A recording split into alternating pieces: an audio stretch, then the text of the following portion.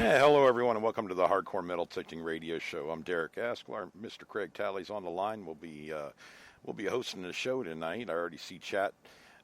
Bill Marsh on there now, Ohio Relic Hunter. If you guys want to be on chat, just click over there to Spreaker.com and log in. Go to Hardcore Metal Detecting Radio and hit the comment button, and then you can start chatting with these guys that will be coming on the chat page here. A lot of experience there. These guys own many different detectors, so if you have questions, you can call in at 352-504-4170, or you can just get in there and ask on chat. And if I catch it when it goes by, I'll mention it. And if not, these guys will answer. They're pretty good about it. So, but Craig, shoot, I know you got rained out today. I got rained out today. It's just not been a good day for metal detecting for either one of us, I don't think. But what it seems like, we got a tropical. Yeah, we got 2 days of sunny weather, and then after 8 days of rain every day. Yeah. But, then back to rain. It's supposed to rain 2 more days in a row. Yeah, we got a tropical storm breathing down our necks, and down here we'll be hitting tomorrow, and I'm hoping it gets a majority of it out of its way before Memorial Day, and Memorial Day celebrations and everything. We're doing a big thing at the VFW. A lot of the VFWs, I think, are probably going to do something. So if you guys live near one, you can probably stop in there. See it on one of their billboards there. Usually they have, picnic lunch or something like that, or dinners or entertainment, whatever, usually open to the public. So nice place to hang out at. But, trying to get all that figured out for Monday. And if we get rained out, I don't think we will. But we have the National Cemetery down the street from us, so I know a lot of people will be going down there anyways. So come in and have a hamburger, hot dogs, a couple of beers, whatever. That's what I'll be doing on Monday. Trying to hold down the bar stool, right? So, yeah.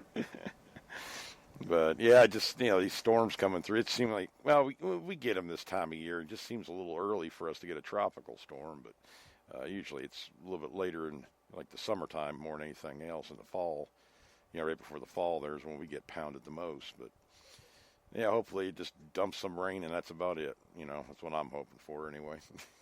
I don't want to clean up any more trees, Craig. I'm tired of trees. Hopefully get it out of his system already. But I want to talk a little bit about settings tonight. We can switch off topics, Craig, if you want to. But, this is more for the guys that have, the seasoned hunters or the people that have been in the hobby for a while. But, the newer people could pick up on this too, because as you get used to your detectors, you start getting away from the presets and, all that stuff, and trying to find out your own settings for your detector, which ones make it work the best. And, Craig and I have been, using the Bliss tool and, several other Deus, and I've been messing with this Quest detector, Quest Pro, when I can, when it's not raining on me. But the one thing I'm seeing a lot of is, or hearing talk about is, the way people are running some of these machines, you might be limiting yourselves quite a bit on as far as the iron discrimination goes, or discrimination in general across the board, because anytime you add more discrimination to a detector, in other words, make more objects, make it not go off with the metal detector, you're taking away from depth quite a bit, or you can, depending on how high your settings are. Some of these guys are really running pretty high, all the time. And, if you're in a trashy area or, of like a, cellar hole site or something like that, I get it. You don't want to be there. But if you're in the middle of a field and work in a field situation, knock that discrimination down quite a bit. Just get above nails. It just gives you more depth with a lot of the detectors, and you might find that as you get used to your detector, even with those low settings, when you go over a piece of iron, if it does happen to come through, usually there's telltale signs of it. One is a jumpy VDI number if you're using a screen machine. In the tone itself, the more processes, the way I feel about it anyway, so we're going to call that a disclaimer. The more processes you have your detector using to I guess, discover a target or what have you, I think that it's taken away from the performance of your detector. where you can open it up, let it breathe, let it, instead of using 6 tones or 4 tones or something like that, try using 2, maybe 3 at the most, pretty much knocking out the iron sound, just to get rid of nails and stuff. And then, as you have these other, 1 tone or 2 tones more than that, you can read a lot of what's going on just by the tone of the machine. When it goes over a non-ferrous, or it's wanting to come through, you're going to have telltale signs that it's going to be iron. And once you learn those, you can really start backing down your machines in a lot of situations, and be able to tell, even though a target comes through, it sounds pretty good, but it's clipping at the end, or it's not giving you a solid VDI. It's really bouncing around. I think it's letting you get a little bit deeper. And, you may dig some iron, but it's okay. You can dig some junk. That's okay, because you don't know what might be down at that level as far as coinage goes, what's masked up and everything. I think it's giving you a little bit better of a shot, with this, Craig, with this Quest Pro, that FenSen, they call it a FenSen, capital FESEN. And I watched a guy use that. He was trying to explain it the best he could. And what he did was he held, he ran a coin over, air testing, over the coil, and got a good signal, of course. And he put a nail with it, or 2 nails. I can't remember what it was. And you could hear the clip of the high tone for the coin, but it was mostly, you could hear that iron grunt in there too, and it was giving him a jumpy VDI. So he flipped it over to FenSen, which is supposed to help you unmask targets, a little chattier, a little bit noisier, but it's supposed to let you know and give you a different style of tone or discrimination. It's going to start keying on the iron on that target, and give you tweaks of the non-ferrous item, the coin. It switched them around instead of giving you. It kind of helps you, because you know that the coin is now next to a piece of iron, since it's keying on the iron more. It's kind of a backwards way of thinking about it, but that's the first thing I noticed. He didn't catch it, but it kind of switched the tones around on him, where it keyed on the iron more when he was in the FenSen mode. That's usable to me. I mean, you can find a way to.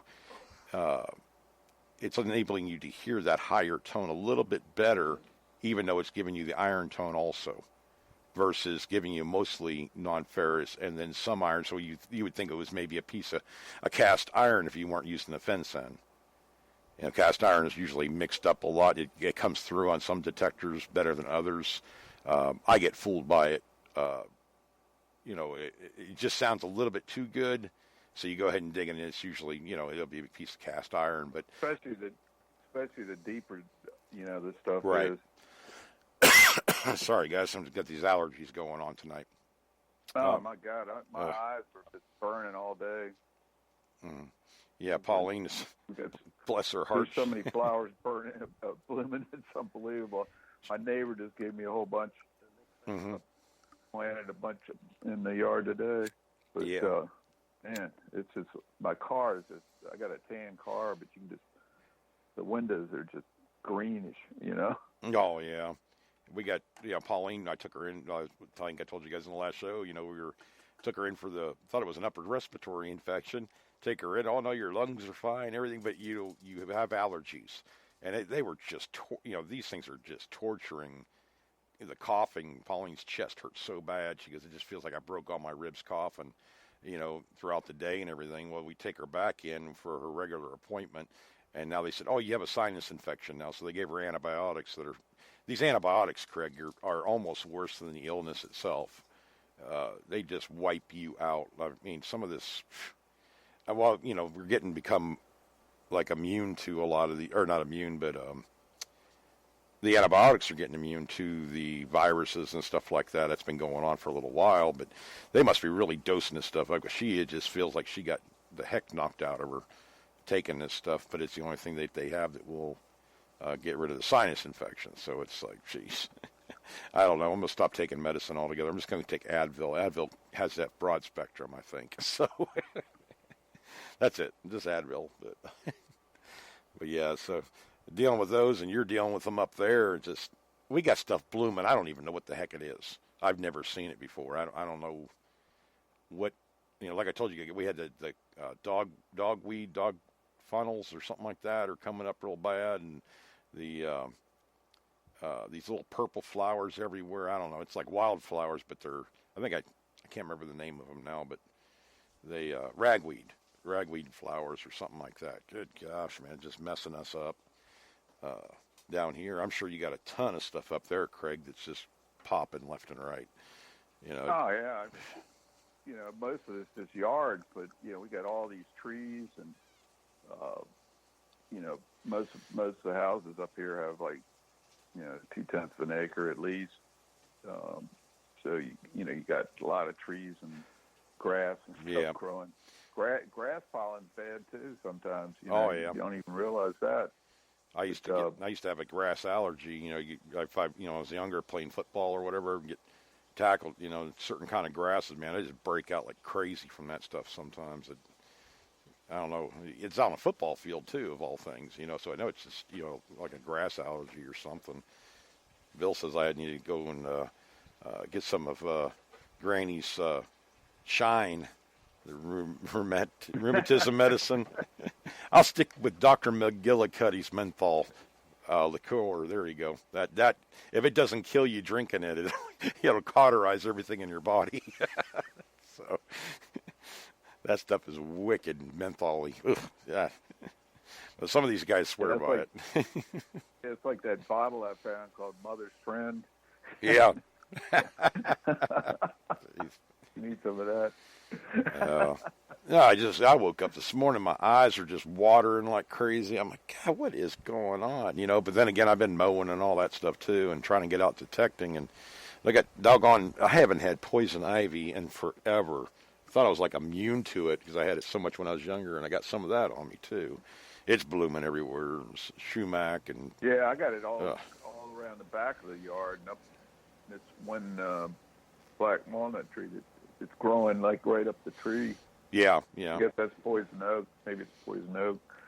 But I had to spray, and it didn't look like it did anything for about a day or two. But now it's starting to die. But I don't know. It's unbelievable how fast that stuff came out. I didn't even see it because I know it. It was the first. That was the first plant my dad taught me about. Yeah. Oh, yeah. First one we found out. The first time I had it, we were baling hay, and I was grabbing those, I think they were like 30-pound bales or 40-pound bales, something like that. I was younger, and it was mixed in with the hay. They got, along the edge of the field and got that poison. Oh, man, I had it all up and down my arms, and had it so bad when I was a kid. When I was a teenager, I never really got it, even though I was in it. Like I almost had an immunity to it. This stuff is different. It's probably some kind of weird hybrid or something. knowing the way it grows. So. Yeah. Oh, Pauline says it's a cracker weed. Jeez. But be careful when you're out there detecting, guys. This is definitely green up time. It's greening up big time, and those chiggers and fleas and ticks and God only knows what you're going to run into out there. Just make sure you get some, protect yourself from those ticks and stuff. You don't want to mess with this Lyme disease stuff.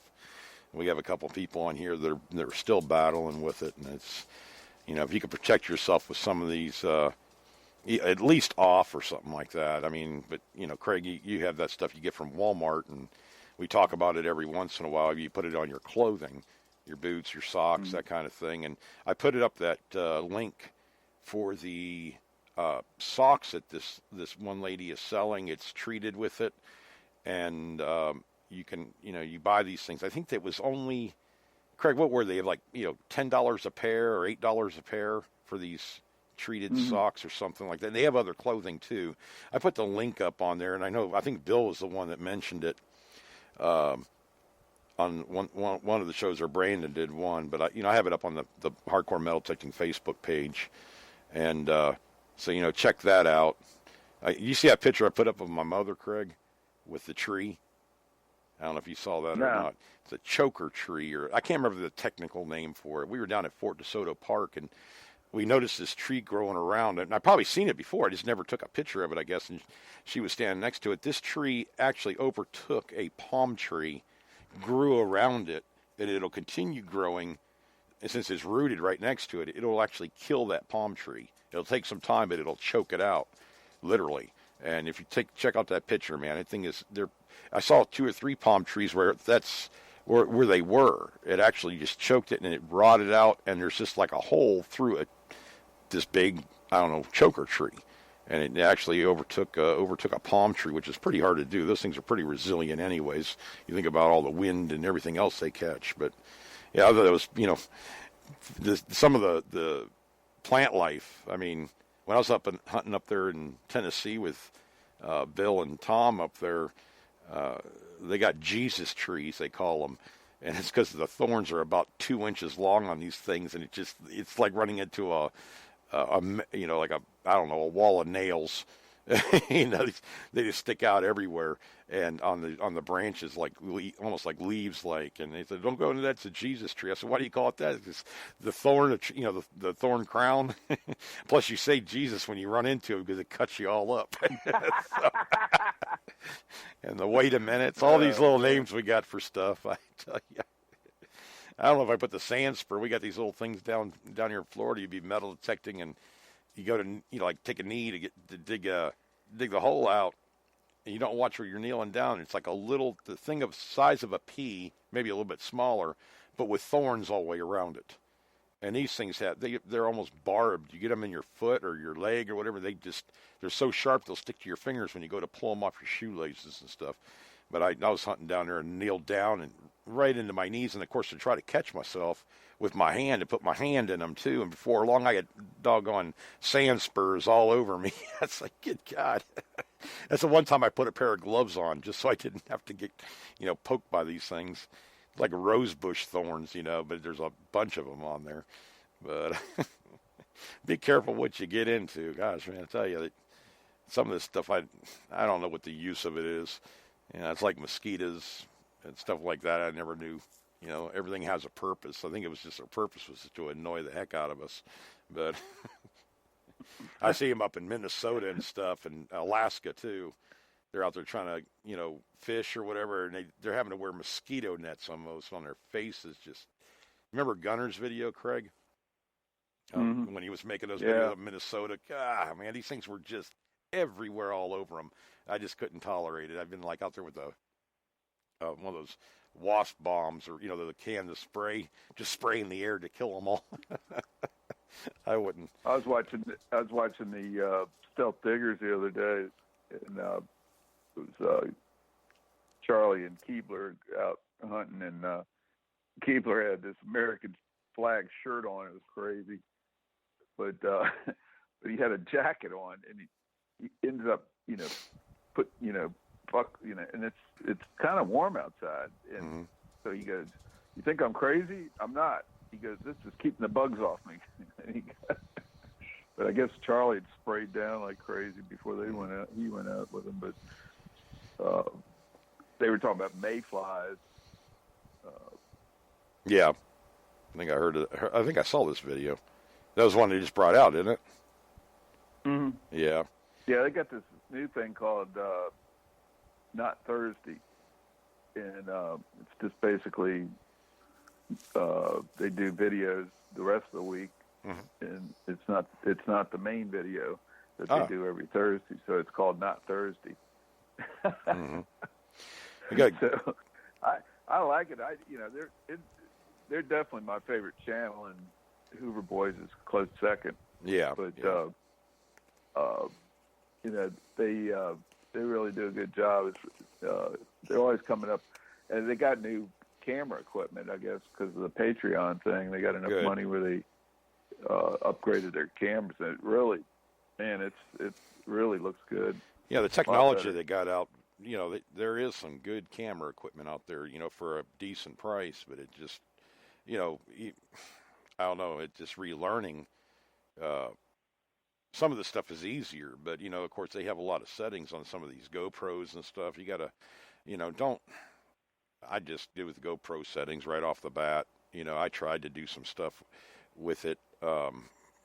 I guess where you get your information about settings on YouTube or wherever, just try them out first before you actually use them on an actual video you're wanting to to do for YouTube or whatever. Because I had actually recorded, I don't know, about 2 hours of hunt, and I was like, I can't use this stuff. I had the shutter speed or something that was they suggested where to have it at, and well, I had it there, and of course the conditions weren't prime for those settings, so I had to redo the whole doggone video.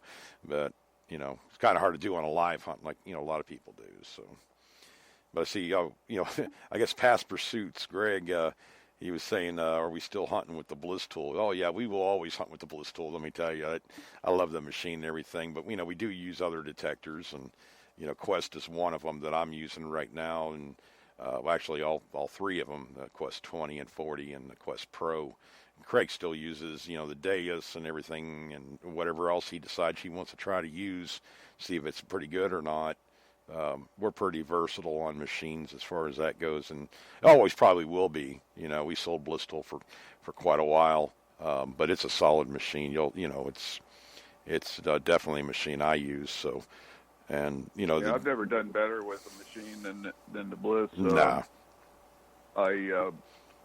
Even with the V3, I was just totally amazed. I mean, I was going back to sites, and just pulling stuff out of the ground, Yeah. I was like, oh my God, you couldn't even hear peep on stuff, most of this stuff with any other machine.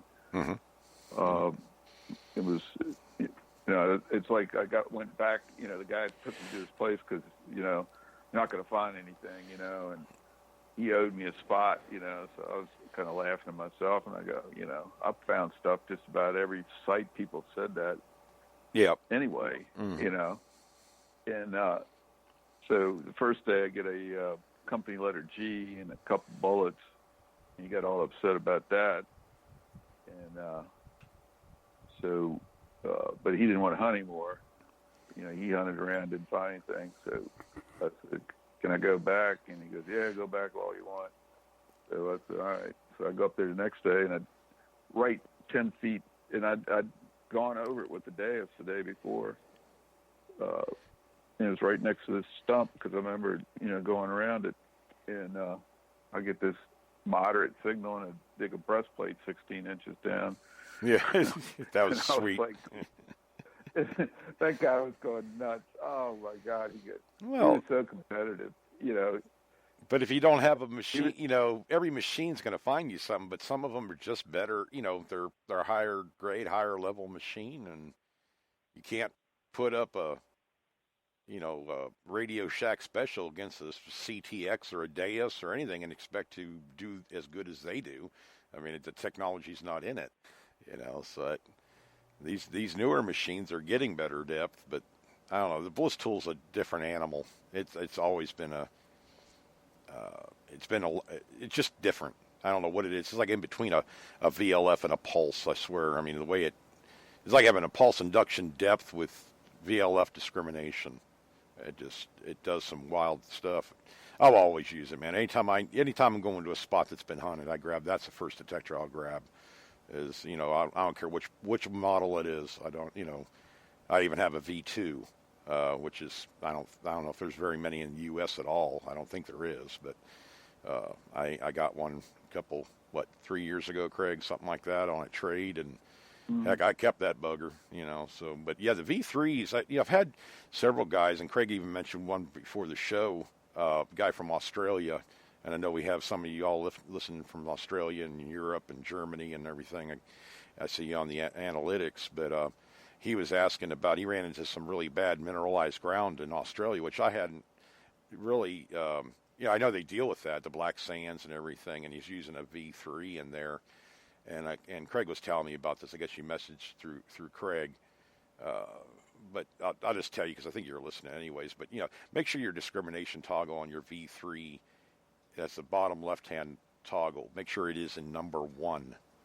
Do not use automatic ground balance on that mineralized ground. You're going to get better results running a ferrite ground balance, which is 7.5 would probably be good on your ground coarse and fine. Run a low gain, like 1 on your gain. Put your discrimination level about 5 and your discrimination depth around 9.5. Run a 4 threshold, and you might need to use a little bit of silencer, but you should be able to get through that, no problem with it. The reason I'm telling him this is pretty much because he was saying it was erratic no matter what settings he was using, and that's a clear sign that if it's a V3, it's, I don't know when it got to you or if you bought it used, but if it's a original, which is B2013, the battery may need to be replaced on that. If you contact me, I'll tell you who to get it to, or because I can't deal with that over here in the U.S. Well, I guess I could, Craig, if you really wanted to send it to me, but that's you got to go through customs and all that stuff. You don't want to mess with that. But it might be easier than going through Bulgaria. Well, yeah, and I think I'm, and I don't even know if I'm allowed to do this or not, but I'm about ready to put a video up on how to do this, but I don't know if I'm, I would normally, but I don't know if I'm, confidentiality kind of things. I don't know if I should do that or not, but it's just be careful if you do attempt it yourselves on a machine that does not have a warranty still in effect. I'll just tell you, be careful, because you can bend something or hit that board the wrong way, or one of the connectors could hit it.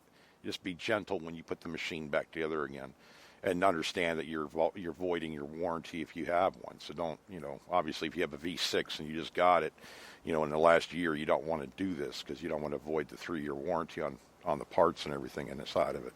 So, but yeah, that's the two scenarios. If you can't get it stable at all, period, no matter what setting you're using, that just tells me the battery's getting low. It's just like on a whites or they get real sensitive, real high, falsing and stuff like that, and you can't control it. Usually it's because the voltage has gone a little bit lower on the batteries, and it's no different than the bliss tool, in that respect. Once the batteries start going down, this is a 3-cell LiPo battery, and so there's 3 cells in this brick, and if one cell gets too low, it becomes carnivorous eventually, and the other 2 will kill it. And then we only have 2 cells, which means the detector's not running with a full charge. So that's why you got to replace the battery. It happens. I don't know. Craig, I still have the original battery in mine from 2012 in my V3. Mm. But then again, I'm religious about putting them on the charger once a month, letting them show green lights, taking it off, and whether I use it or not, I do that once a month to keep them charged up so that they never become carnivorous and want to feed off the other cells. That's the best thing to do. I mean, you're not going to hurt these batteries by charging them. Just don't leave it on the charger. That's a big thing. I see people do that a lot with a lot of different products. I mean, if your LiPo battery, and no matter what you're using, is not charged up in like 5 hours, I would say unplug it, because leaving this... Damn, Craig. You taking a drink of coffee? Yeah. Oh, okay. We heard it go down, brother. It went down okay. It came through. Yeah, I'm not choking or anything. Okay. Yeah, well, I knew that. That was funny. I heard right here on the radio. But, yeah, it's anytime you're charging up these LiPo batteries, I don't care if it's your cell phone or whatever, I don't like to leave this stuff on all the time, because even on my Mac, that charger box, man, that thing can get pretty hot anyways, or even on a PC laptop or whatever. You feel that box right there. When it's charging, boy, that sucker gets really hot. And when your computer, I don't know, when it's fully charged, it's good to let it drain down some, and let it, do a full cycle anyways. But, with metal detectors, I don't care if you use rechargeable batteries. It's not really a good idea to leave them plugged in all the time. I think overcharging, or a possibility of an overcharge, is just as bad as being a low charge or being wore out. It can actually have kind of the same effects and take away from the life of your battery. And that's what I have found. That's just opinion or whatever, but definitely with the bliss tool, you don't want to leave this charger on for more than 5 hours. If it's not charged up after an hour and a half, 2 hours, I'd start keeping an eye on it. Usually these machines charge up very quickly. I've had some take as long as 3 hours, but usually they're showing you green lights after 3 hours. So I usually tell customers that, leave it on for 5 hours. If it doesn't do anything, unplug it. Next day, plug it back in, see if it's, another 5 hours. and it's not charging up all the way, or not showing all green lights, it's definitely your battery, and you need to have it replaced. There's something, or you let it run all the way down, or left the machine turned on all night. Craig, you've done that. Mike's done it. I mean, a lot of people have. They leave their headphones plugged in, and they set the machine down and forget totally. And it happens to the best of us. We'll do it eventually, at least once in our career, but we will never let it happen again. So that's what I always think. It makes you so mad the first time you do it, you don't ever do it again. But yeah, it's that's kind of like the kiss of death. I did it twice in a row. Oh, that's right, you did, didn't you, Craig? Doggone it, you're supposed to be the seasoned hunter now. Oh shoot! Well, the trouble is, I had the headphones, plugged in, and the machines, and I had it just sitting up against the wall outside. So I just grabbed it and put it back inside. Yeah. And forgot to turn it off. Yeah. So now I usually check twice to make sure. Oh yeah. Yeah, especially if you had the volume all the way down, you wouldn't hear anything. And, yeah. I think Paul Hill did it. Matter of fact, he got his machine. He had just charged it up. He was outside messing with it or something like that. He came back inside, set it down because we were supposed to hunt the next night. So, at the beach. Well, he showed up at the beach, turned his metal detector on, and it was showing a red light, and it just drained it out. He goes, "Oh my God! I thought that thing was on when I took it out of my car. I reached down to turn it on and it didn't click. Click on." He goes, "I think I just killed my battery." I said, "Yeah, you killed it all right. It's totally drained. Just about. You couldn't even get anything with it. It was just showing a red light." And then I think Mike Miller or Tom Jones did it, and then you did twice, Craig. You did it on a V6 and a V3 or something like that, or was it the same machine? V6 twice. Twice on a V6, yeah. Yeah. So I got it's just one of those things. That's the only.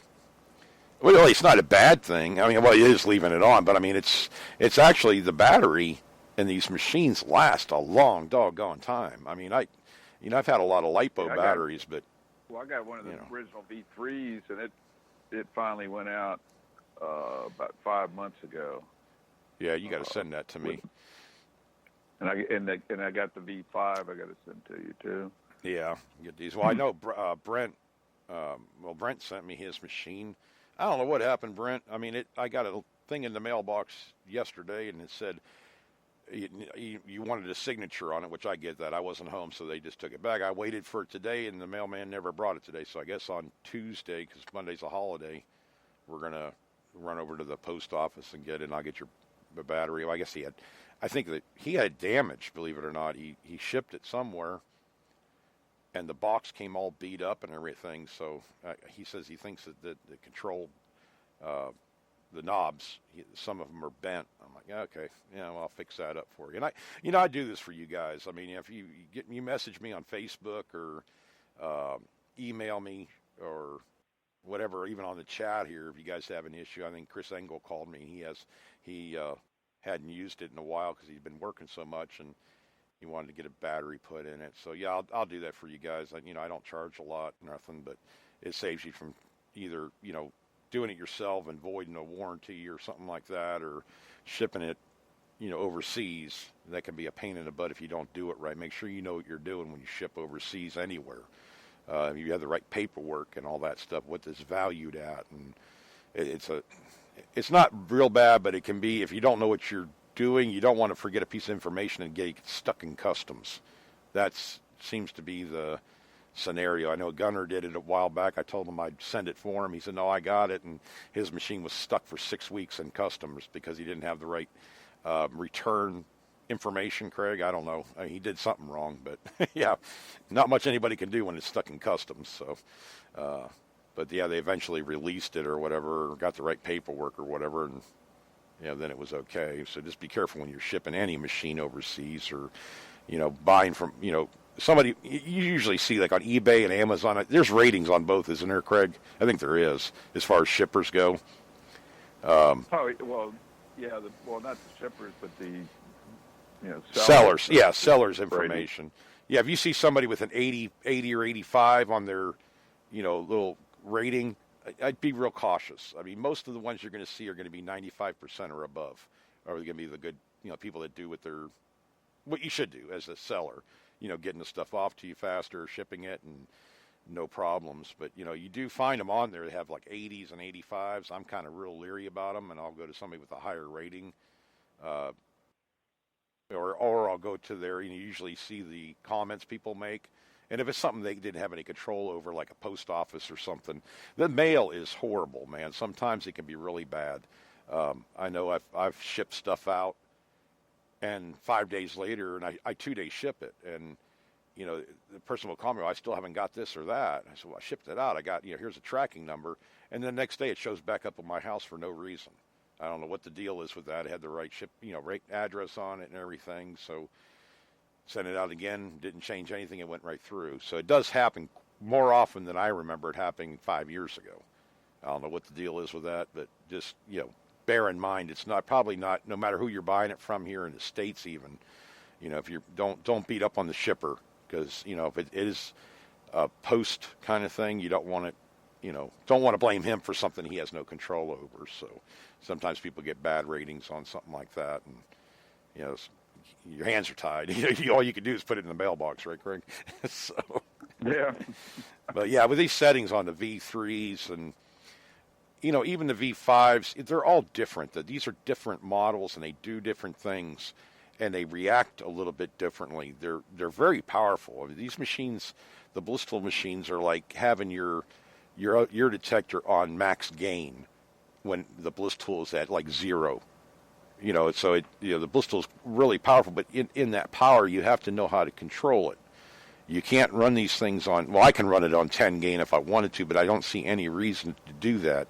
The amplification of that item coming out of the ground, you're getting pounded, so you're almost having to read the tone even more, because it'll come out really tinny, overmodulated, it's like having a stereo system on cranked all the way up to max. You're going to get that crackling in the speakers and overmodulation and stuff like that. That's the same way your detectors mostly work. If you crank up too much gain, if you don't control that with one of the other settings, you can be, hindering yourself more than you're helping yourself. Less is more. Use your sensitivity on your machine, your threshold even. Some of these thresholds, like on the White's machines, I used to run just barely a hum in my ear. Just barely be able to pick it out, because as you turn that threshold up to be, or down, whatever, you're trying to keep it, I think you want to keep it as high as you can and keep the machine stable. I run like 1 gain, a lot, and I can get the, threshold up around 6 or so. Right. Even sometimes even higher if I use I had it up 6.5, 7 the other day with, probably 5 silencer. Mm-hmm. And this will work. I even run the saltwater sand with the V3. I think we did tests with it. It was a live hunt. And I dug a 14-inch quarter in a wet salt sand. And it took 2 of us to dig it out because the hole kept on collapsing. But I wasn't running any crazy settings. As a matter of fact, I was running the ground balance at 0. And I'm running like a 0 gain. And I had the silencer up to 6 or 7, something like that. But, it still nailed the heck out of it. So you don't want to blast the ground, especially wet salt sand. That's a kiss of death for most VLFs. If you try to pump power, it's going to be a noisy mess with most of them. You gotta tone that power down a little bit, and even your sensitivity you have to work with. So we were privileged to have a silencer on this machine. It's actually a fine tuning for the threshold. Plus, it controls the eruption of sound on a good target. So you can play with that and make them work together. Nice harmony. If you do it the wrong way, and you leave the threshold really low and turn the silencer up high, you're actually going to hinder yourself. So you got to find the happy medium, and that's why we give you the presets. You can work from there, but don't be afraid to try stuff, no matter which detector you're using. Sometimes the craziest settings work. I mean, you don't know how how it's going to affect the detector as a whole, as everything's working together. if that detector has that capability, or maybe nobody knows. I've done stuff with this Bliss tool that even the maker can't figure out how I made it do it, but it's a something that can be done over and over again by different people, a test or whatever, that kind of like the bottle caps and quarters not pinpointing in the same spot. He didn't believe me on that. I said, well, I can prove that to you real easy. And he was scratching his head because he never thought about that being even an option or whatever, that the machine would even do that. So you can come up with a lot of these settings just by taking, 20 minutes in a new situation, new site, to if you're having issues with sound or something like that, being chatty, work with the settings a little bit, because it's going to make it, the next time you go out there, you're going to know about right where they need to be at. So especially with these other detectors, I noticed that with the Quest.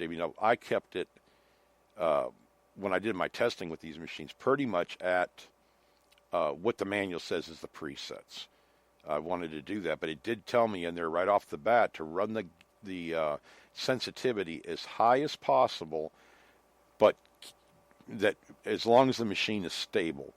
So in other words, you turn it up until the machine is not stable and then back it off. And that's what I did. I came up with, I think I was running on 80, between 75 and 82 or something like that on the sensitivity.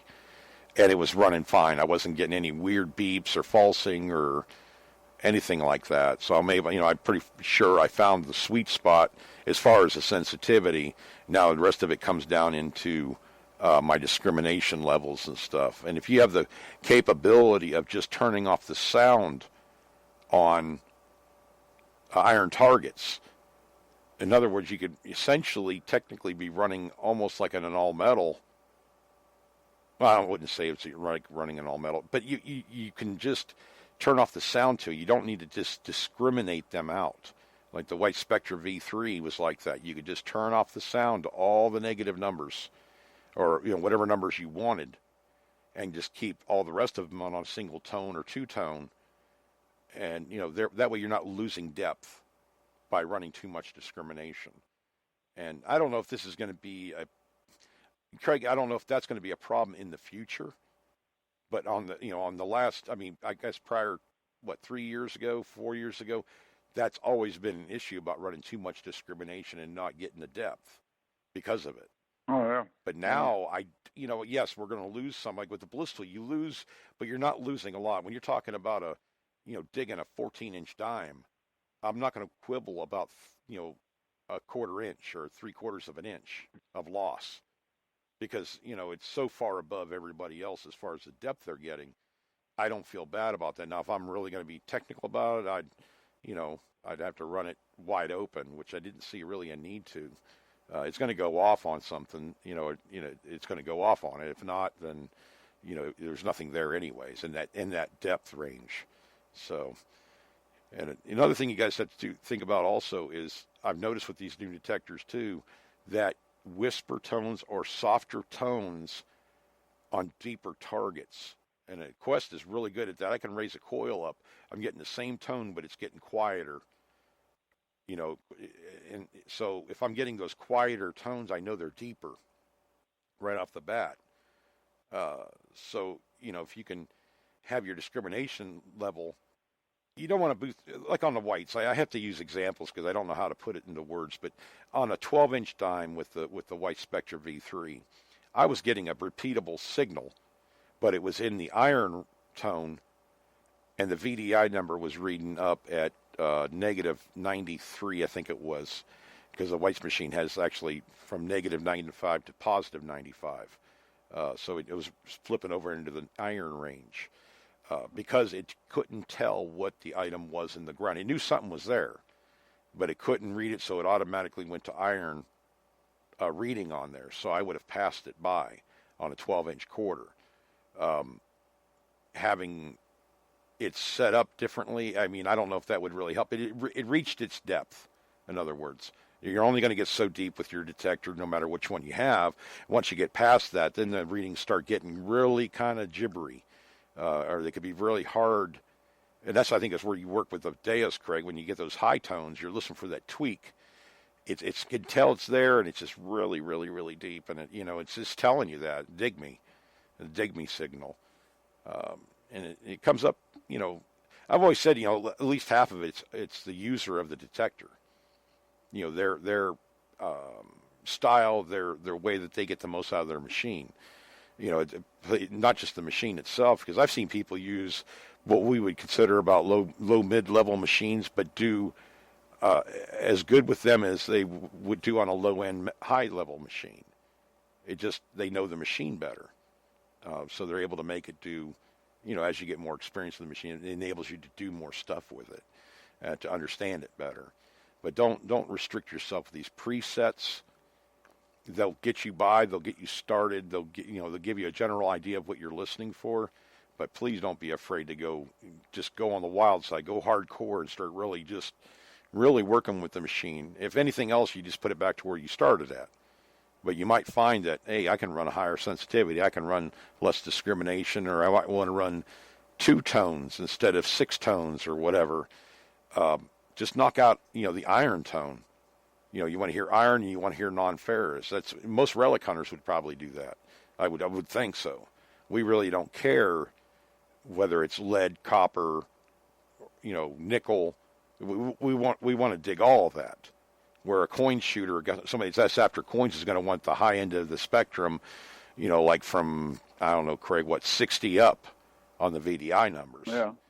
And well, Nautilus has discriminate in the left ear and all metal in the right ear. Oh, yeah, I forgot about that. The whites can do that too. The Spectra can. You could turn that just like that, if I remember right. That's a pretty cool idea too. I like that. It does help you, I think. I don't know. That's the way I felt about it anyways. And I didn't know either. On the Nautilus, if it was... Okay, you said you got iron in one ear, non-ferrous in the other. Has it ever played in both ears? Like would it do that? Like if you went over a deep signal? Yeah, because, it'll give you... The all metal didn't go as deep as the discriminate unless you turn it way up, and then it was just too loud. But like a bullet would give you both tones. 8, 9, 10 inches deep. You could get both tones on the bullet. A button you'd only get one. The discriminate side. Coin, small coin, you'd only get a discriminate side if it was, fairly deep. So the all metal would, like if you went over like a cannonball or something, you could get a banging all metal signal off something like that, but you'd also get a discriminate signal too. Mm-hmm. Okay. So, you could hear nails in the ground, kind of whoop, whoop, whoop, Yeah. Stuff like that in one ear, but mostly you were you were waiting for that left ear signal. Mm-hmm. Yeah, I've noticed with just trying these Quest machines out that when you start off with a new machine, you almost hunt better than you do your style or your sweep speeds and everything. You're a lot more cautious because you're with a new machine. You're trying to get to know it. I find that a lot, when I was doing these quests. I said, oh, wow, okay, I'm paying attention more. I'm just not setting it up and going with it. And sometimes that helps your hunting style a lot more. You're a lot more careful on your overlaps, on your swings, the way you have your coil set, everything. Treat your detector, even if you've been using it for years, treat it like a new detector once in a while. You just go out there with a totally open mind about your detector and turn it back. Turn it back to where, you think the presets probably were. And see what you can do with that machine, especially if it's a hunted out spot and you don't usually find a whole lot. What do you have to lose? I mean, start working with the settings a little bit more like you would if you were just getting started with the machine. Sometimes you find a new way of adjusting your machine to get a little bit better performance maybe. And that's what we're all after. Once you reach the level of your detector, as far as performance, the most you can get out of it, that's the time when you start looking for another detector. A better one with more adjustments, more stuff in it, to improve yourself or whatever, to improve your hunting, sights and everything, getting more targets. So the only other thing you can really do is get a bigger or smaller coils. Oh yeah, well yeah. to help you out. Having a different coil is almost like having a different detector, and Oh yeah, it's definitely. And I'm not going to say every coil is going to be great for your machine because you're just going to figure out, what brand. There's a lot of different, what SEF and Coiltech and all these aftermarket coils, not to mention the ones that the companies have for their own detectors. I mean, I think of my wife's machine, I had 9 different coils for, and I knew every one of them. And I spent the time with it, and I actually found that sometimes, like with the 6x8 SEF coil with the White's machine, I liked it a lot compared to the was a 7x9 they have, that white coil. So just you're going to these coils sometimes unmask targets better. They get a lot deeper. They may not give you great VDI numbers because like the AT Pro with the tornado coil. I mean, you're not going to get a good target ID as far as the VDI number, but it's going to give you a repeatable signal. And so you become a sound hunter, and you're getting the right tone, and you're going to get deeper targets, deeper non-ferrous targets. And going from, I would say most cases, I think, Craig, I don't know, maybe I'm wrong about this. I would say I'd get, if you have a standard coil that's like 11 inches, buy a smaller coil. That's going to enable you to get into these really trashy house sites and stuff, these cellar hole areas, and get in between targets better. I wouldn't necessarily go with these great big coils unless you really want to rip your arm off, more or less. I did that. I mean, I went with a 15 by 18 coil with the SEF coil for the Whites, and my God, it was like swinging a garbage can lid around. Just it was heavy. It just wear your shoulder out, and I didn't find anything that would have made me believe that it was that much better. But with a smaller coil in the same area, I found a couple targets that the big coil didn't get at all. And I think it was because they were around a lot of like iron and stuff in there, and the swath, the blade, the cut. Well, of you the lose coil. sensitivity with a bigger coil too, I think. Yeah. The bigger the coil. Right, and they're also more forgiving though. And the mineralized soil and stuff like that, they could be easier to adjust, easier to manipulate that coil to work in a different, harsher environment. But you get a smaller coil, that can get really noisy. I mean, that's like our 7x9 with the Bliss tool. I mean, you can't run that like you would an 11-inch coil. It's going to drive you crazy. You've got to increase some of your settings and back down others to make it work right for you. It will work right for you. Just, you're going to make some mistakes, because I did right off the bat too.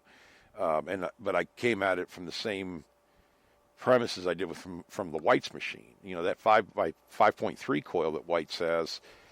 I've dug 15-inch nickels with that thing. I don't know why. It shouldn't have been able to do it, but by golly, that concentric coil did it. I was in the perfect spot, maybe the perfect angle. I don't know. But I've done that a couple of times with that coil. But most of the time I didn't really get a lot with it, but it was able to get in between the targets and unmask targets, because, with those big coils, they're picking up a bigger area, which means there's a lot more targets. If you have a trashy area, it's going to mess with that machine a lot more. So, I would say probably go with a smaller coil first. They're usually less expensive, but it gives you a different kind of chance with your detector. It turns it, it's like having a new detector, essentially. You're running the same frequencies and all that stuff, just the way that the coil works. And it's also a concentric coils and double D coils. And, well, they have these they call them elliptical, and, I don't know, blade coils and everything else. Essentially, they're all, you either have concentric or you have double D. And, Craig, I don't think there's any other kind out there, is there, other than the style of the coil itself, as far as being butterfly or shaped or whatever you want to call it. But the way they work, that's something else. As you get more in depth in coils, there's a lot of different coils. You can look at Coiltech. I mean, God, Nell coils too. They have a lot of different kinds for a lot of different detectors. You can't. Hang on. Sorry, guys. Oh, wow, allergies. You cannot take. I've had this question asked to me. You can't take if you have an MXT. I just use Whites because I know them pretty well. You can't take a MXT coil and expect to use it on a, a Spectra V3 because number one, the frequencies they're set up for are different. Okay, MXT I think is what 15 kilohertz, Craig, something like that, and then you got you can't just interchange coils. They have to go with the machine model that you're getting them, that you're getting for them. I think I want to say the White's coils were marked for the Spectra were marked with an H on them. I think on the coil ear. It's been a while, but yeah, there usually markings on there. But you can't just buy a coil, a White's coil, and say, "Oh, it looks the same as the other one." It's not going to work right for you. And there was I think it was I said it before. You get MXT and a DFX. There's one in between that, and we had a coil from it. I know it won't work because I tried it and it didn't work. So, but yeah, you can't just interchange like that. Make sure you're getting the right coil that you need. As far as for the right model, a lot of ours with the Bliss tool. I mean, I can tune these coils to your machine. If you buy one aftermarket, like you find one on eBay or Amazon or whatever, and you want it, and you have whether you have a V3 or a V6 or whatever, I can actually take that coil and I can tune. If I just need your machine and the coil, and I can tune them together, it gives you like a 98% or better tuning. Where before you do that, you might be at like 89% to 92. They're pretty close. The bigger the coil, the more adjustment it needs. Like the 7x9s, you don't have to worry about. You can buy a 7x9 coil, put it on just about any one of the Bliss Tool machines because they all run in the same frequency anyways. But it doesn't need to be tuned. It's very, very close to being perfect as it is because it is a small coil. But when you get to the 15-inch coil, that's where I need to start looking at, the serial numbers, see when the runs were, and they have, the markings on the screen there, or whatever the information on the screen. I'll know if it will match up and what the percentage is. I've never had one more than 11% off from perfect, so that's not bad when you consider most of the coils out there are anywhere from 78, Craig, or 75 to 85%. I think that's what we read once somewhere, something like disclaimer. I don't, That's what I read a couple of years ago anyway, so it may have changed. Yeah, basically stock coils. Right. The mass-produced. Yeah, they produce them. They make sure the coil works. It does, they pass their quality control test, and then they take the coils and they put them in the boxes. And, unless you have a company that sells them as tuned or whatever, and like the Nautilus, you had a way of adjusting. Isn't that you had to tune the coil to the machine automatically on the knobs, right, Craig? So you had that ability to tune the coil. Yeah, you had two knobs, and you had to get the sweet spot on both of them. Mm-hmm. Yeah, so you don't have this adjustment on a lot of machines. Bliss Tool didn't have that either. Well, I guess it could possibly mess with that a little bit on the frequency because it does have 600 hertz difference between minimum and maximum. That you can adjust the frequency and may be able to accomplish that same kind of thing. I had to try that, Craig. I don't know if that would help with a coil that wasn't matched up close or not. The only time I took different coils from different machines and used them was I took a Bandito coil because they had an 8-inch coil, and I put it on a Coltech 100, and it worked, but the notch wouldn't work, and the meter didn't work right. Right. Like a silver dime was supposed to read like 90, it would read 80 or 78. There's another machine, another machine like that does that. It reads up differently. I can't remember what it was now. That sounded really familiar though to me about it reading totally off. And maybe that's what they're talking about. I don't. Yeah. So, it was probably different. I can't even remember now what the frequency differences were. Right. Or if there was one, but it was just, it was kind of funny, when we tried it, it started running a silver dime across the coil, and I was like, look, it's only reading like 80. Right.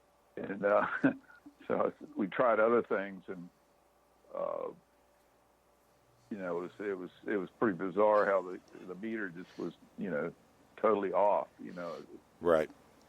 for what it was, when we were rolling it over. But it was also a newer type of technology on the coil. Yeah. They've come out with. And with these, I have to take my hats off to these guys like Nell Coils and well, really all the aftermarket coil companies, SEF and Coiltech and Nell Coils. You know what? Those coils are pretty doggone tuned. When you get one of those, I never had really any problems at all with those SEF coils as far as well, everyone except for the 15 by 18 because I wasn't ever sure on that why I wasn't finding any deeper stuff. It may not have been there to find, but I'm amazed how well these coils work because I remember that 8 by 6 coil SEF coil for the whites. Man, I love that coil. That coil could unmask some stuff better than the whites coils could, and they obviously got it right as far as frequency, and I don't know what the match rate is. How they match up off the bat, but it was pretty doggone good. It had been close to 90% anyways. Once you get above anything below 90%, you can usually notice a little bit. Wouldn't you say, Craig? As you get up there, I would say 89, 90. You're probably not going to be able to tell a difference unless you're a seasoned hunter, a guy that goes out all the time. You would probably maybe notice it a little bit more than a person that goes out once in a while. They're not going to notice a big difference. We're kind of splitting hairs a little bit, but the better settings you have, the better things are matched up, the better performance you're going to get. And Craig and I are all about knowing that the detector is performing at its best. Then it's up to us to do our job. When we're out there trying to find stuff, it's going to become human error after that. Once your machine's, tweaked out right. And, that's why I say it's 50% the hunter's fault if it doesn't work, or 50%, the congratulations goes to, you know what I mean, if you got it right. So I hear more guys, this thing's a piece of junk, I can't find nothing with it. And they're using a top-of-the-line detector. Well, it's obvious that either there's a problem with the detector itself or it's just not set up right. And, it just takes time. There is a learning curve with every single machine you ever buy. There's probably going to be a learning curve. If it's a different brand or whatever, you're going to have to learn this machines. So everybody says, a machine, that's a huge learning curve. Well, I don't care if you're using I don't care if you're using a CTX or a Deus or something like that, and you buy an AT Pro. You're going to have to learn that machine because they're not going to act the same, all the time. They're not going to do the same thing and adjust the same way as your other detector. So I've never really understood the learning curve thing, why it's a bad thing. But, some people say, I can't turn it on and go. Well, it's like a lot of people don't want to read the manual. You get a CTX. Don't get a CTX if you're not going to read the manual. Well, yeah. I mean, you're going to have to do some reading. Same with the Deus, when you first get it. Yeah. I don't know. This Quest Pro. The higher end machines, got more going on them. And if you don't want to do that, you ought to get maybe a middle of the line machine that's easier to, to work with. But it's like I've actually discouraged a few people from the V3Is because it's not for everybody on the programming and stuff on it. It'll but teach if you're you. Into that, but if you're into that machine does just about more than its editing machine, as far as controlling everything. Right. So I told this guy I know down in Southern Virginia that he was thinking he got a good deal on one. I said, "So you're a programmer?" And he goes, "What?" And I go, "You got to be a programmer to use that machine." And I think he called Jude too. Yeah. He wasn't real happy once he found out how. Well, and I hope he was okay when he talked to me because it's like I told him. I said, "Man, you got to have a learning curve. Keep it simple with that machine unless you really want it. That machine has the capability of teaching you so much. That White's machine, you will understand what all these settings do and how to adjust them, and you can carry that over to other detectors and the way the performance of those particular options work. I mean, it gives you a really good idea of what they are, how to set them up. It can make you a better hunter, as far as I'm concerned. It made me a better hunter, definitely. But then again, I went OCD on it, and it drove my wife to the breaking point of a nervous breakdown with me beeping and everything else on this thing. But, it did teach me all this stuff, and I carried it over to every detector after that, even the Bliss tool. I knew what I was getting into, and I was hoping I could explain it to people through the videos and stuff so they would understand that that machine, you're only hearing from me and Craig about 50% of what that machine will do, because it's information overload if we do it any other way. That's what we've always felt, because I keep on hitting you with this stuff over and over, more and more and more stuff, and you're like, you're still on page 1 and I'm on page 50, so you're not. Then it becomes bothersome. And once you learn the basics of the machine, just like with any other machine, you can start, kind of strifing out on this thing. Because to be honest with you, Craig and I don't know about Craig, I think he can, but like Ahmed and me and Darren Groves and stuff, man, we can pump the power to this Bliss tool. I can run 10 gain and, down to 5 discrimination depth and these crazy settings that you would never probably use, because you may not understand what you're hearing if you just started using the machine. So why give you these crazy settings and show you these tests where we're running all this power when you as a user can't take it out of the box and do that? I mean, you wouldn't even know what you were listening to. You might be able to re-perform the test, but we wanted to give you settings that were legitimately startup settings, like turn on and go for the most part, but are going to give you good performance. And that was always our idea with the Bliss tool. Seeing's believing. Once you see it yourself and you see it in action,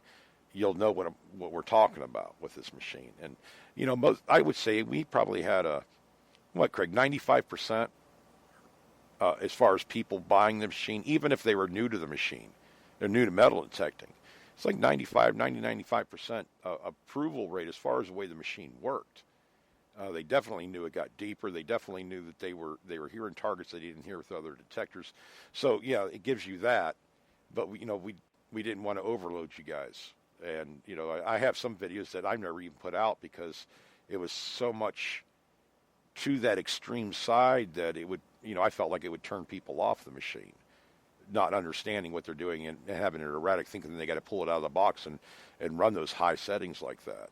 Because with the V3, when it first came out, before Craig and I even got involved, guys were trying to run that machine at 10 gain and thinking that it was just like every other detector they ever got, and they were just totally, oh my God, this thing is horrible. It's falses all over the place. Well, yeah, you're running 6,000 watts through a machine. It's not going to work right. So, you got to go in there with, less is more attitude, and as you get more comfortable with the machine. Ahmed used to do these tests, and I've done them over there in Bulgaria too, where, we're going through 25 inches of mineralized rock to get quarters, and we're getting them, or gold francs or whatever else. The machine, can go right through a hot rock, and the only thing that this machine can't do that no machine can do, I can't put a quarter underneath a beer can and get it. I'm just going to get the can, even though I discriminate out the aluminum. I figured that would be the best test in the whole world. If I can get that quarter through that aluminum can, that'd be awesome. But, it's not there yet. It'll never be there as far as that goes. It's just blocking by metal. Yeah, just blocked, totally masked.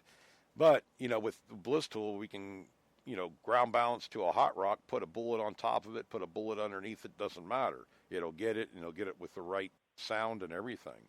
And that's what impressed me about the Quest 40. They're considering that it has a low mid-level price for a high, almost to a high-end detector with the settings and everything. But that detector will hit a bullet on top of the hot rock, ground bounce to the hot rock. You can actually get that bullet, which VLFs, a lot of them can't do. Maybe the new ones can, but a lot of the other ones cannot do this. Plus, I could put the bullet underneath the hot rock, a 3-inch thick, 3.5-inch thick hot rock, and get that bullet. Now, the first time I did it with the Quest 40, it came out as a 58 or 52 on the bullet when it was on top of the hot rock. When I put it underneath, it went down to like a 35 on the VDI number. and it was giving me a little bit lower of a tone, but it's still getting through the hot rock. I thought that was the neatest thing because there's not very many that can even do that. So, and I'm sure I can do that machine tuning. That Quest 40 now, I'm telling you. Well, Craig, you saw those couple of videos that I did.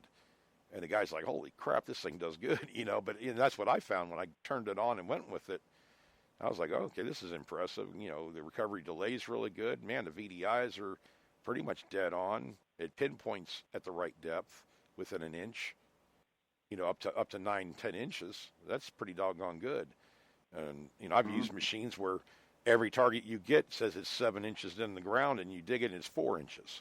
So you're talking about 3-inch meat. That's a bigger difference right there. So they've definitely on the ball with that. But as an Equinox, I don't know. I've heard different stories about the Equinox. I think they're well liked and everything, but the VDI, a lot of these companies have a problem with that VDI swing, and I don't know why the Quest is not doing it as dramatically. All I can come up with is the way that's processed. There are differences in VLFs, obviously, but they've gotten that one, reasonably 50% ironed out anyways, on the depth especially, the depth indicator for pinpointing. And I really don't use that much. I'm like you, Craig. I go over it. I can tell just by the sound of it how deep it is for the most part. But you're lifting your coil up off the ground, and you only can lift your coil up like maybe 2 or 3 inches. It's a deeper target if it's a coin size. If you're lifting it up to your knee, you know that it's probably sitting on top of the ground, or just like an inch in the ground. So, there's a lot of different ways to tell depth. You don't have to have a machine that has pinpoint button. The Blistool, we don't have any kind of pinpoint button. You just exit. East and west swing and the north and south swing. It's going to be right there, right at the back of that coil or in the front of the coil. Yeah, the Nautilus, had an all-metal circuit going all the time, but it didn't pinpoint. You had to exit the same way. Or actually, the Deus and the Blistool were the first two I've ever seen where you go to the tips. Yeah, that's like that. Yeah, the Quest is right where the coil shaft connects into the coil, but like the Blistool is at the very end of the coil, at the very front of the coil, and you said the Nautilus is the same way, or Deus is the same way, right? Yeah. Yeah. Those are the only two I found. It's even got a little notch in the back that you can, it actually pinpoints it to a little tiny area. Right. It's kind of the back of the coil is notched a little bit. Yeah, it's like a versatility thing. He has a few more usable, I don't know, settings, or not settings, but, the performance level of the coils, where they pinpoint at. I don't know why. Most of the detectors I've used have always been in the center of the coil or within reason, right where the coil shaft goes into the coil. And that's where they pinpointed at. But those are I didn't know the Deus did that too, Craig. But, like the Quest, right where the coil shaft goes in. I think the AT Pro is the same way. The CTX is the same way, I believe. The E-Track, I think most of them are in that area, towards the center. Oh, yeah. So, yeah, I'm not sure why. That has something to do. This induction balance thing, that's one of the things the Blistool has. That's what the Quest has. I'm not sure. The Deus doesn't have induction balance, does it, Craig? Or have you ever read that?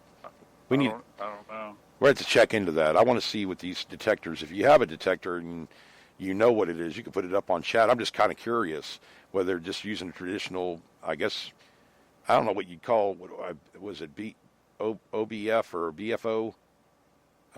Balance. Frequency oscillator. Right. Or do they use induction balance? This induction balance thing it's something that wasn't possible really in the 70s and 80s, I guess. They couldn't, I read that article, essentially they couldn't control it enough. But nowadays with these circuits the way they are and the computer chips and everything, they've apparently obviously found a way to do that, to use induction balance rather than the BCO way it has been for a long time. So they also have something on this Quest, and Craig, I don't know what, I have to look this up too, a static balance. Probably EMI or something, isn't it? Well, no, it listed it under, I'm not going to be able to remember now, it's out in my office. In the manual, it said, like, all metal discriminating in static balance or static something. It's new terminology. They're using new terms, and I don't know if it's just another name for something that already exists or something that's new. They did that same thing with the, they call it a blade coil, and then instead of, I don't know how, it's just essentially it's a 5x9 coil. And it's just it's a double D coil, but they call it a blade coil. I mean, that's why I'm learning terminologies. There's no set standard, really, for this kind of stuff, especially if it's a new design or something. They may be able to name it. I don't know how this all works, but it's a little bit different. And I haven't spent enough time with the machine to tell you guys exactly why it's different compared to, some of the little bit older machines, but. I just know that 40 is really impressive. The Pro one I don't have enough time with right now. I haven't even done a video with the Pro yet because I'm trying to make sure I have the right information on there for you guys before I actually make a video on it. I don't want to give you the wrong information on settings and stuff.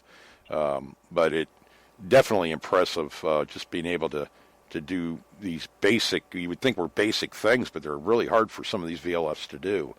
And I think we're going to, in the next 10 years, Craig, God only knows what we're going to see. I think they're going to start. They may very well get started in some totally different kinds of thinking on the frequencies. I don't know, because it seems like we're always running the same. Between 5 and, on average, 5 and 40, 5 to 40 on kilohertz. Different frequencies. But you see very many that are well over 100. I mean, they have. I know that there's Minelab machines that run a spectrum from 100 different frequencies or something like that at the same time or something like that. I think it's 28, 30. Okay, like that. I thought the E-Track was more than that, but anyway, okay. But they're trying to run all these frequencies at the same. They're split second. I mean, it's not. It's doing this all faster than you can understand it, but it does run multiple frequencies. The White Spectra V3 had, I think it was 2.5, 12.5, and 22.5. And you could run them all together or you could single them out and run them just one. Now with the Quest, you have, the Quest Pro, you have 3 different frequencies, but I think you only can run them one at a time. I don't think they run all together. I have to look at that and be able to give you guys the right information on that. Yeah, well, the 800 has also has 50 kilohertz. Yeah. Like I found that the 13.5 or the 13. I was going to say 13 kilohertz for the Quest 40. That's what it's set up with, and the Quest 20 is set up with 5.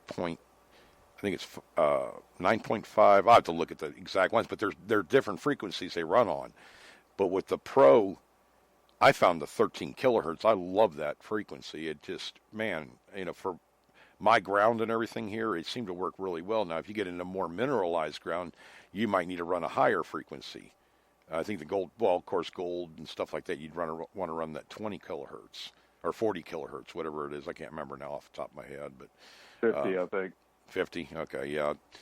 I wasn't prepared to have that discussion, but of course I'm never prepared for any discussion. It seems like anymore. I told Craig, I said we're going to talk about settings. I've been thinking about settings most of the day because I haven't been able to go out hunting because of the rain and everything. But it's always thinking of what's going to get you the best performance out of it. It's going to find you more stuff. I mean, that's the name of the game there, finding more stuff, more good stuff. So. And don't believe the meters. I mean, as much as you want to, I've seen, and I've done it. I know I've done it in the past. Walked over good targets, not realizing it, at the time, but knowing what I know now. Don't automatically walk over something, man. You're going to kick yourself because eventually you'll come back to that spot and you'll find it and go, why didn't I get the last time? Well, that day you didn't want to mess with that jumpy number. So that's where you get caught up. You start seeing that number jump or whatever, but you're not looking at maybe not looking at the right things at the time. You should be looking at what makes it different. You're getting a high tweak in there. That's what you're listening for. Why is it giving you? Is it giving it to you in both directions? Is it giving it to you as you lift the coil off the ground or lower the coil to the ground? as you're scanning. There's a lot of little telltales. If it hangs on, it's kind of like the bliss tool. If you think you might have a piece of iron, you just speed the coil up, your coil speed, swing speed faster. If it stays locked on, it's going to be non-ferrous. If it lets go at all, it's going to be probably a piece of iron or cast iron or something like that. And that enables me to run a lower discrimination and still use that method to either pinpoint, it doesn't pinpoint in the same spot, or if it lets go of it, I know it's going to be iron. So you're finding the loopholes in the law, in the rules of the machine, the way we read about it in the manuals and that kind of thing. The manuals, I mean, like these Quest manuals, they are so simple, guys. Anybody can get through these things in like 10 minutes. I mean, I think there's like maybe 6 pages to the Quest 20 and the Quest 40, well illustrated and everything, but they get the information out there quickly. I think they could have expanded on it a little bit more as far as the FENSEN and some of the additional modes they have on there. They do have a troubleshooting section on there, and it's pretty basic. I was so impressed with even the Quest 40 or Quest Pro. I mean, it's nowhere near what the Bliss Tool was. I mean, Bliss Tool was 37 pages or something like that. So, yeah, it was crazy. But, once you get past the instructions, like in professional English. Oh, yeah, no kidding. Yeah, proper English. Yeah, and we need to have common English. But, yeah, we had to read the manual so many times just to get our mind wrapped around how it was being put in there, how the sentence is read. You had to read it twice to understand it because, yeah, it's in English, but they didn't put the action words in there properly and stuff. So, yeah. But yeah, manuals are, you skip over the, once you get your machine assembled, you don't need to read that. You don't need to read all the little, about the ratings and all that kind of stuff. You're just looking for the meat and potatoes of the manual. What does the gain do? How do you adjust it? What is the discrimination? How do you adjust it? Is it better to run? You can get all this information in like 2 or 3 pages and at least have a working idea of how these things could be used together or how to set it up initially. And that's what I've always done. I mean, I used to not do it. I mean, Craig, I know you're the same way, just kind of turn it on and go with it. But I guess when I got that White's machine, I mean, there was no getting around it. I had to go through the manual. And really, if I wanted to get what I can get out of that machine, at a hunt, I had to know what it would do. So he's trying to figure out, I got Nelson Solder in here, he's trying to figure out the 800 in Park 2. It's got 50 tone, wow, but seems to sound off much more than the Park mode. And no, well, me and Craig just talked about that, Nelson. As far as these tones go, yes, a lot of tones may help you in a way, but it might be information overload. I mean, the way I've done it and what I've been doing it lately was I'm used to dealing with a one-tone machine. So listening to, 6 tones like on the Quest 40, I turned it down to 2-tone or 3-tone. And man, I could really tell the difference in the non-ferrous and the ferrous materials a lot better for my ears. You don't, if you're a relic hunter, I would say, well, I don't know about on the Equinox or whatever, but I mean, like on the Quest, anything 25 or below usually is some kind of iron nails or something like that, unless it's a really small item. So I just set my iron tone to like 26, and that's where it's going to give me that lowest grunt tone. And then everything above that, probably from 26 to, we'll say, 68 or 70 would be another tone, and then from 70 up would be the third tone. You're not making the detector, process all that to give each and everything a tone. Sometimes, like I said, less is more. Sometimes you'll have better luck with and understand it better. I can't keep track of 50 tones. I wouldn't even know what the heck I would be listening to the high tones and the low tones. I can tell you that now. And if it's mid-range, maybe. I just, you got to be able to wrap your mind around it. But listening to 50 tone, no, I couldn't do that. So everybody has their thing though. Maybe that'll work for some people. And you also got to figure out too the tones, Craig. I mean, some people, I know I am. I got certain tones that I can't hear, and it's from shooting guns and big old fireworks and everything else without ear protection. And I've lost certain tones, but the ones that I do hear, I can really tell differences, the nuances in these tones, even on the digital machines. And it's the way you train yourself to, just process of elimination. Really, you go over enough, good or bad targets, you start figuring them out pretty quick. Oh yeah. My biggest thing is when you're going through a site that's been hunted before, it really is noticeable when you go over a good target because you get so used to hearing bad targets. So when something's out of the ordinary, I want to know what that is, and you start getting yourself into this routine, and you start doing that, you really start learning tones better. I don't know. What do you do, Craig? I mean, is that kind of what you're doing too? Sorry. I liked as many tones as I could get, actually, and I used the Explorer, and I had it in full tones. And a couple of the other guys I knew that they didn't use it in the tones like that, but I liked it. And when they came out with the 3.2 program for the Deus, that's when they put the full tones in, and if you look on a lot of the Deus forums and stuff, there's a lot of people that use full tones. I guess it would be it would be helpful. I don't know. It just gives you more information. Yeah, that's what I think. But that's just me.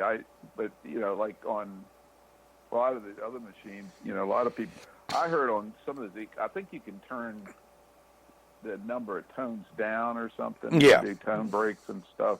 Mm-hmm. I've heard that some people are going like 30 tones instead of 50. Right. So you might try that. I don't know. Yeah. If it's a new machine, start off with the presets, and then I don't know. What I do is I go on forums and stuff. I've already, seen, some pretty good reviews of them on some forums. Right. One guy said that he's going to sites that he's been hunting for years, Right. And he had a CTX 3030, he has an E-Track, Deus, Nocta, he's got a whole bunch of machines. And he was finding a few things, and a lot of the stuff was non-ferrous, but it wasn't anything good. Right. But still, it was stuff that he'd missed, before, because, so he was saying, this one, the CTX missed some of this stuff. But he said the thing is the numbers aren't as good on this machine as they are on the CTX. Yeah, I did hear that too. But what he was going with was the sound. Right. He said. Well, I think even these guys that say, I don't do sound machines. I have my screen machine. I like those. But even they say that it comes to a point when you're hunting, you're going by sound. I mean, they're saying it. I mean, I'm not really getting a good VDI, but it sounds good. I'm going to dig it.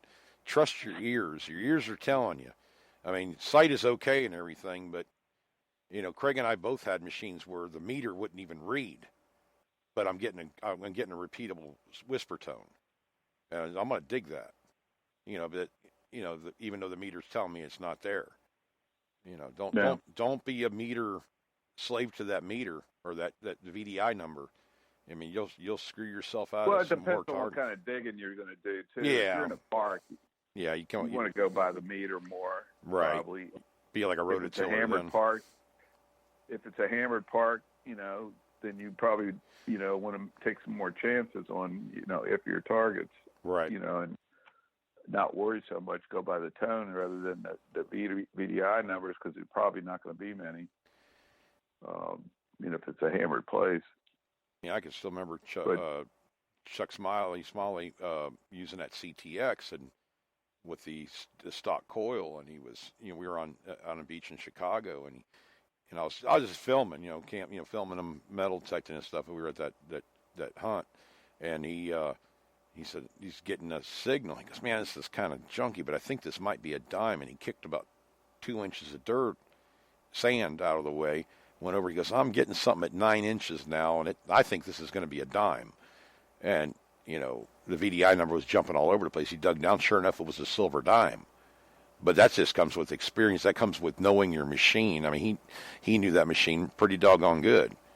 And to go from obviously something that was well out of the detection depth for the most part, and he's just going by tone, hearing this silver dime down there when the VDI wasn't coming up, that made me a believer of that. All just watching him do that. And I was with the Bliss tool, which I didn't have that option.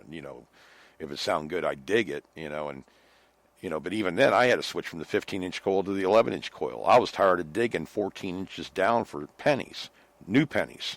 It was crazy because they had a big swell or pushed a lot of sand in, and it was burying fresh change, 12 to 14 inches down in there. That 15-inch coil, I was digging my butt off for, pennies and new pennies and dimes and stuff like that, by the water's edge. It was just so deep. So I just put the 11-inch coil on and just went, farther up, a little bit farther up the beach and stuff to get to some older stuff. I think, I dug a Buffalo nickel up there too. But, I don't know if I'd done that with the 15-inch coil. I mean, I just walked on it, because it became too many targets. I've dug $8 and change out of a hole down here in Clearwater, or between 3 holes, 3 holes, $8 and change. That gets monotonous after a while down there with a pinpointer eventually, because you just got these coin spills where everything's settled into these cuts. And how do you pick out, where the gold is, Craig? You're just digging one, coin after another. There could be rings down there. There could be anything deeper than that, but you got to get through all that change to get to the gold, because the gold's going to sink deeper and the sinker's going to sink deeper, in the sand there than the change does. And if you're digging, pull tabs at 2 inches and everything else is, 6 to 10 inches down in the sand, obviously, you're going to have more down in there. If a cut brought in that much change and stuff, it's got to be some gold in there too. And I just haven't got my coil over it or whatever. But yeah, that drove me nuts that day. I was done after 3 holes. We just kept on getting coin after coin after coin out of it. And Mike had that happen to him. Mike Miller, he was at a hunt, or not a hunt, but he went hunting with a guy, and they were hunting near a sandbar or something like that. But he said, "My God, I've never dug so much change in my life." In like 2 or 3 holes, they were done. It's just you're so wore out. But they were also in the water too, so that makes a lot of difference. So, just working in that environment. And I never thought I would ever complain about too many targets, Craig. That's one thing I always thought was funny with the Bliss tool. A couple of the guys, I just don't want to dig that deep anymore. For years, everybody's saying, well, I wish I could get deeper. That was big in like 2009, 10, and everything. Oh, I've got to get, I wonder when somebody's going to finally get a 10-inch dime or whatever. And, here we have a machine do it. And the guy's saying, well, I dig too much. I'm digging too deep. I don't need a machine that gets that deep. I'm like, I never thought I'd ever hear that in my life, but I believed it that day when I was digging the coins on the beach, let me tell you. It's like, good gosh. But yeah, it just, I guess, when you just get a new machine in general, it just, I don't know, sparks new life into the hobby. I guess that's probably why I've bought in so many machines over the years and got used to, there's always something better, always something, that can do more. And when you find one, you want to grab a hold of it and just go for broke. And then all of a sudden, you end up getting another machine. My wife says I have an addiction problem with metal detectors. I think I'm in good company though. Craig and you and Bill Marsh and well, I see Tom's on here tonight, 3-ringers on here tonight. I know he has an addiction problem too with metal detecting. I think all of us do. Barb does, and we like the high, but we hate the abuse of it all. Getting out there and keep on doing it, learning more and more. Well, see, Barb took the big step. She went into pulse induction detectors. That GPX. Oh my God, I can't even imagine doing that. Not that I have anything against pulse. I just don't want to learn a whole new system. I'd be trying to incorporate VLF into pulse, and it doesn't work real good sometimes. So, but yeah. What if they had one that switched back and forth from VLF to pulse? Oh, that'd be awesome. That'd be the best. hunt with pulse, and you get a signal and switch it over to VLF. Yeah. Just to check for nails and stuff, you know. I wonder if they'll ever come up with a pulse induction machine that actually has noticeable discrimination on iron targets. I don't know. I mean, there is a way to tell, obviously, but more pronounced or more VLF-like discrimination. And I don't know if that's possible or not. Might be. Yeah. I can't find it now. Bill Marsh put something on there, made me laugh. Oh, my therapy is going well, Derek. Dirt therapy. It's a good one, Bill. Yeah, we're all dirty-minded. That's all there is to it. Yep. We're relic hunters. But somebody mentioned gold, yeah. That was another thing, Craig, with that Quest 40 was hitting that 0.9 gram nugget at like 4 or 5 inches above the coil, below the coil. I was like, that's pretty impressive on a small piece of gold like that. And I can get it like between 5 and 7 inches with the bliss tool. Sometimes a little bit, on an air test. Now it's not in the ground. Usually in the ground it does better. I think I did it on the wet salt sand, 8 inches on that. That's a really small. It's like a stud earring size nugget. Raw gold's going to be harder to get than you'd say like a gold coin, I would think. Because the process, of course the coin's been processed a lot more. But I'm kind of curious with the guy in Australia what he's finding. He said he used that bliss tool for 3 years. I wonder how much gold he's found with it over there. 5 years. Oh, 5 years. Okay. Yeah. He's probably pretty vicious. I know I sold a couple into California. They were, was one guy bought one and he bought 3 more, and then he went and bought V6s. But gold prospectors, they get real funny about saying anything of what they're finding. They get real close. Well, you don't blame them, really. They don't want to let out where they're finding stuff or whatever, but I just kind of always wanted to know, if you're buying, using these detectors and you're buying more of them, must be working for you. I just always wanted to know what he was finding and how deep it was and, how well it was working in like crevices and stuff like that in the bedrock. There's a lot of them, dig down in between the cracks in the bedrock and pull out these gold, little gold pickers and stuff like that. How it was doing in that environment. Must be doing good or he wouldn't be buying them, right? So I'll see. But, yeah, I'd probably wrap it up for tonight, Craig. I'm about ready just to fall asleep here talking to my own self. It's been a long, long day, a long week trying to get stuff ready for the Memorial Day, and I hope everybody has a good, safe holiday and everything, and, spend some time with the family and friends, enjoy yourself, and, just take it easy, man. Life's getting too crazy right now, I think. All this stuff going on, we got to slow down a little bit and just enjoy life a little bit. When you can, because boy, I tell you, I don't know what you're paying for fuel, Craig. I was freaking out about it today.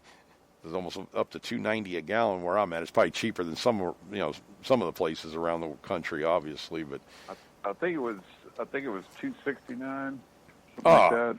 Now how does that work? That's 10 cents more than it was the other week. You guys are only paying $2.69, really? I'm serious. We're $2.89 today.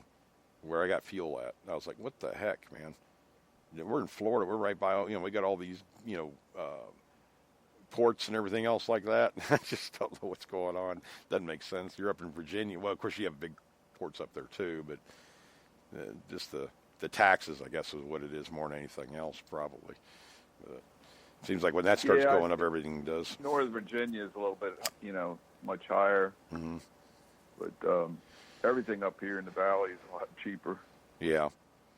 Especially taxes. Hey, that's why I keep all the scrap metal. When I find stuff, brass and copper pieces and aluminum, everything else, I just bring it all home, throw it in totes, and when I get them all full, I just take them over to the recycler. That's fuel money or whatever. I mean, with these fuel prices going up, the scrap prices will go up too. So, that's a good time to take your old brass stuff and everything else you find that you don't, it's no good or it's more modern or whatever. But I find a lot of those brass faucet handle or faucets from like outdoor hose, fittings, those brass ones. I think I have about 3/4 of a 5-gallon bucket full of those things. And I'll take them over there for the brass price and just recycle them, and better than throwing them in the garbage can, right? So. Yeah, I saw Nugget Noggin. I didn't watch the video, but he supposedly took 700 pounds of iron to the scrapyard. Yeah. See, in his truck. I survived on scrap metal for about a year and a half after my accident and all that stuff. I couldn't do a lot, but I could drive a vehicle around, and people would throw the stuff in the back of my trailer. I mean, Craig, there's been times where I probably made $400, $500, $600 going to taking a scrap metal, depending what it is. And iron, I never turned my nose up at it because it was like 12 cents a pound. But when you have a whole trailer load of it and packed in there, well, I made pretty good money on steel. But you always had the nice finds where you find copper and everything. I think it was 10 cents a pound. Yeah.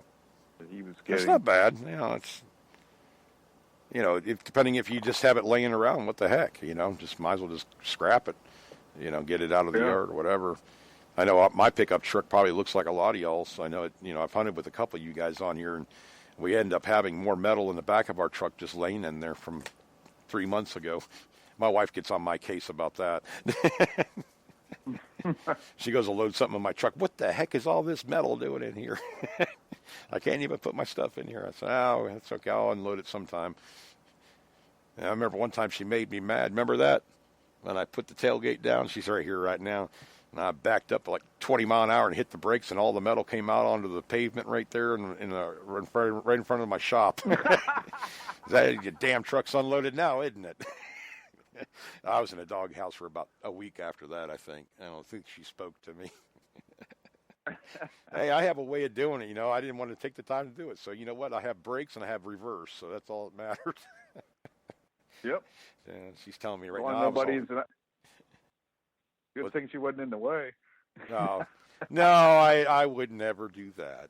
He was saying, good thing you weren't in the way.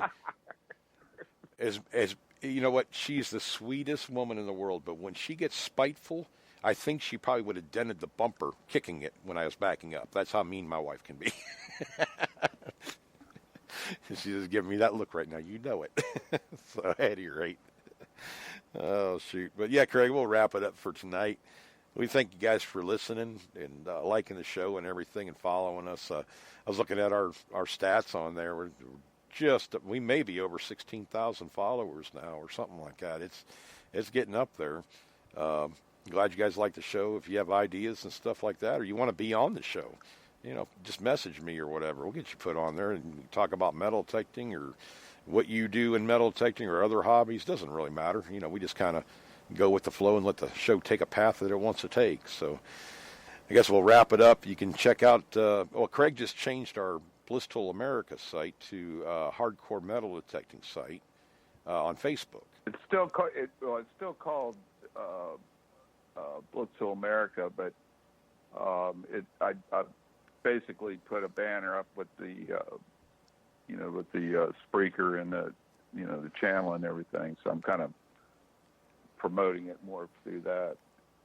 Yeah, check it out, because I'm going to go over to it. He put some photos and a video up on there and stuff. We still have all the old content on there too, right, Craig? All the other stuff. Yeah, okay. Yeah, that's going to stay on there, but I'm just putting up a little bit different stuff for kind of promoting the radio show now. Oh, okay. So I figured that since we're not selling Bliss anymore, don't really need it. We can still help people out through that site, but I wanted to go ahead and promote the show more. Yeah, definitely. So. Yeah, we have the hardcore Facebook page, and then Craig's switched the Bliss Tool America Facebook page is now going to be a hardcore metal detecting page. We haven't decided. I don't think you've decided how you want to run that, Craig. But as the weeks go on, if you want to run it a different way or whatever, we can do that too. We'll just let these guys know. So. And we are still in the process, and a lot of it's my fault. It's just been a crazy couple months. I haven't had the time to do the final touches on the new sites we were going to be bringing out this month. So that is on me, but we will have them up.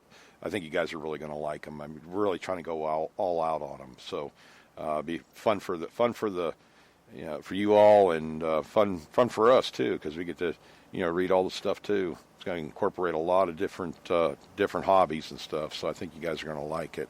Well, we'll talk more about that next time. Craig, we'll wrap it up for tonight, and be sure to tell a friend out there. We don't really do any advertising, and we thank you guys for letting us put up our advertisement for our the radio show on your pages, your Facebook pages and stuff. Always wanted to thank you guys for that and remind you that we appreciate it. So that's about the only way we even get the show's name out there. So if you can tell a friend about the show, and maybe they like metal detecting or thinking about getting into it, it'd be great. So until the next time, guys, you get out there and keep digging. God bless. This is Matt Siraj, fourth generation owner of Community Coffee. My great grandfather named it Community, just out of appreciation and respect for his friends and neighbors. And for 100 years, our family has been about two things: great tasting coffee and great people. And as America's #1 family-owned retail coffee brand, we believe it's our responsibility to continue to give them the best tasting coffee experience possible. And it's why we're excited for you to discover your new favorite blend. Look for Community Coffee at a store near you. Dress up your New Year's with dresses on sale today at Old Navy. Dresses are just $10 for women, $8 for girls and toddlers. That's right, dresses are just $10 for women. Today only at Old Navy and OldNavy.com. Valid 12/29, select styles only.